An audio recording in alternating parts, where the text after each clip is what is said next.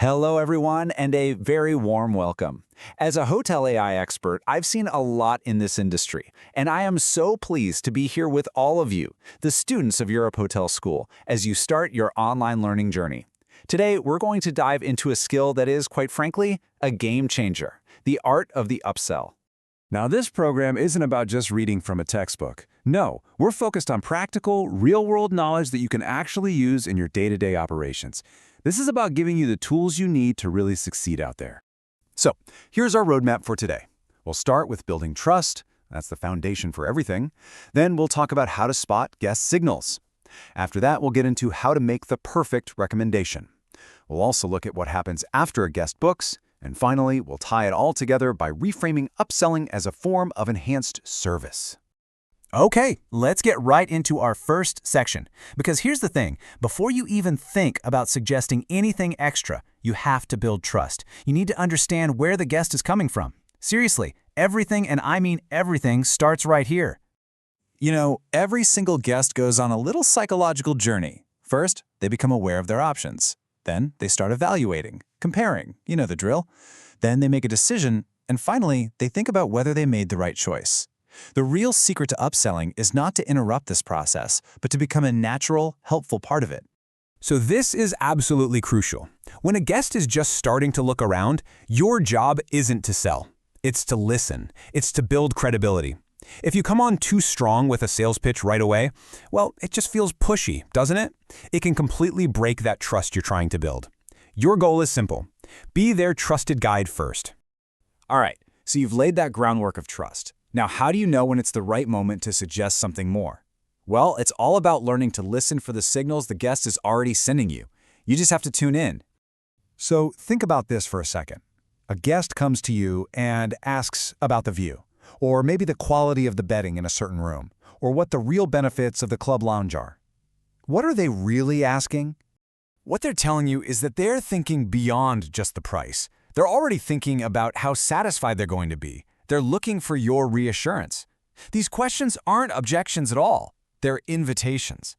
They are clear, open signals that they're ready to hear about premium options that will give them a better experience. And look, being able to pick up on these cues isn't magic. It's a skill you can build. It's built on just being present, on really listening, and on having a little emotional intelligence to understand what your guest truly wants. Okay, you've built the trust. You spotted the signal. Now what? This is the moment of truth. How do you actually make the recommendation so it feels like a genuine suggestion and not a hard sell? And this slide just illustrates the difference perfectly. A price-focused pitch is easy, but it's lazy. It's just, the suite costs more. But a value-focused conversation is different. It explains what the guest gains. For your special occasion, the suite offers so much more space and a truly unforgettable view. You see that shift? It's not about the money, it's about the memory they'll take home. This right here, this is the heart of it. When a guest can clearly see how an upgrade is going to make their stay better, whether it's more comfort, more convenience, a better experience, the price suddenly becomes much less of an issue. The value makes the decision for them. And to do this well, you really just need three things. 1. Know your hotel inside and out. 2. Be confident. Present your ideas calmly, no pressure. And 3, and this one is the most important, you have to genuinely believe that what you're suggesting is going to make their stay better. They can feel that authenticity. Now, here's something people often get wrong. They think the conversation is over once the guest books their room, but actually, that's when a whole new phase begins. The guest's mindset completely shifts. See, before they book, they're in evaluation mode. They're comparing different hotels, different rooms, but once they've made that big decision, they switch into optimization mode. They're no longer asking, where should I stay? They're asking, okay, how can I make this the best trip ever? And this is where that optimization mode really comes to life. This is when a guest is so much more open to things like a spot treatment, a guaranteed late checkout, or an exclusive dinner package.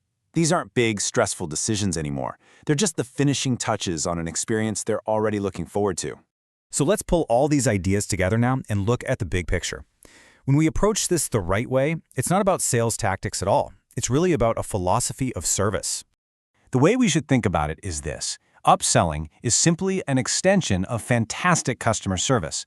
The main goal is not to make more money. The goal is to improve the guest's experience, to use our expertise to help them have an even better stay than they imagined. And here's the beautiful part.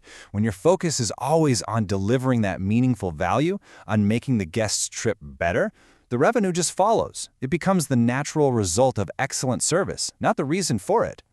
So I want to leave you with this final thought.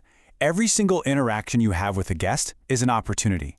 It's a chance to go beyond just a simple transaction.